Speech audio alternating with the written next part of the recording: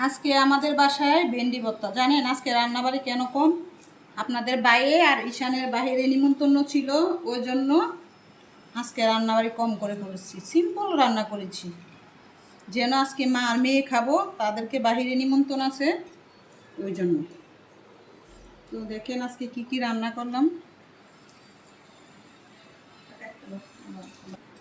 তো আমার মেয়ে সবসময় ভেন্ডি ভর্তা পছন্দ করে, ভেন্ডি বাজি করলে এরকম একটা পছন্দ করে না, তো বলে আজকে ভেন্ডি ভর্তা বানিয়ে পেল।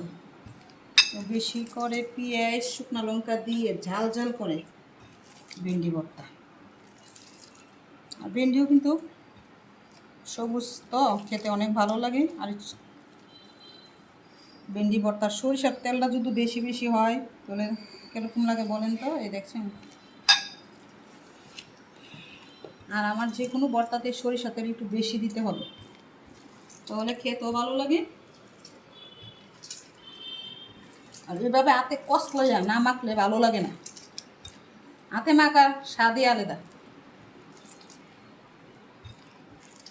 তো মা আর মেয়ে খেয়ে নেবো এখন। আপনাদের ভাইও বাসায় আসে না, ঈশানও আসলো না, তাদের একখানে নিমন্ত্রণ ছিল, ওই জন্য।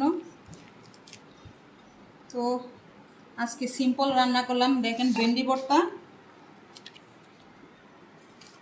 আর ডিম আলু দিয়ে তরকারি রান্না করছি, আমডাল সাথে লেবু শসা ছিল। তো এখন খেতে বসবো।